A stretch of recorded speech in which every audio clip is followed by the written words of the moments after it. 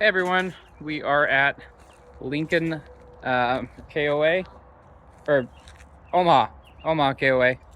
We're at Omaha KOA near Omaha, Nebraska, just having some foil dinners at the fire.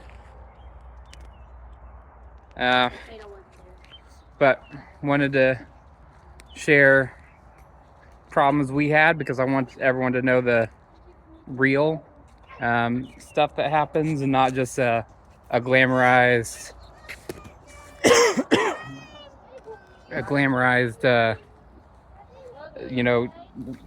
filter on RV living. Logan, did you fall down? You fell down. Here's your boot.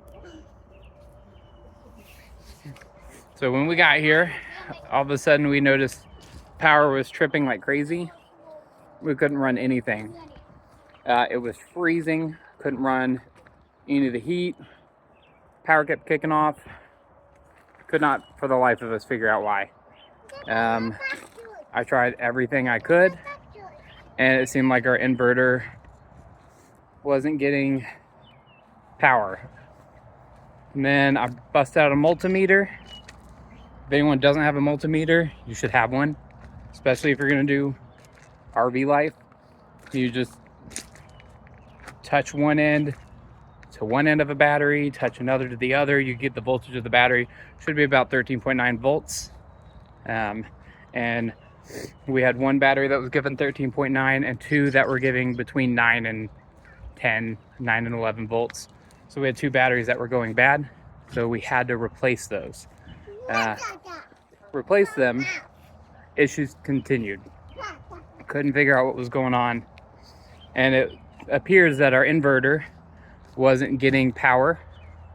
And our inverter is kind of covered up right now where I'd show you. But there was a light that was blinking when it should have been solid. The solid light shows that you're getting shore power. Blinking light means you're not connected to shore power and you're running off of a battery.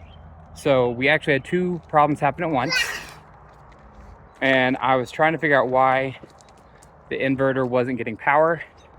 And in the end, after 2 days of frustration, of just limping along with lights and a router, basically all we had. I called a repairman, came out, and props to them. I'll have to shout out the company. I think it's Jaren's RV near Omaha. They were out here in less than an hour, which was fantastic. But what kills me is it was a blown fuse. I just had to, the fuse to that powered the inverter had popped. So just had to flip it on, and then we got power to the inverter again. So lesson learned. Something goes wrong, just check your fuses. Hopefully it'll save someone else a couple $100 on an emergency RV fix. But it's not all just fun, and sometimes things go wrong and they suck a lot more.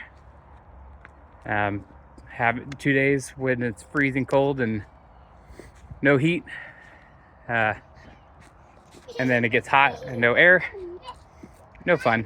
So yep, just want to give a little update. But really do enjoy the campfire life. See, there's Ollie hanging out outside, just enjoying campfire life. Bye everyone.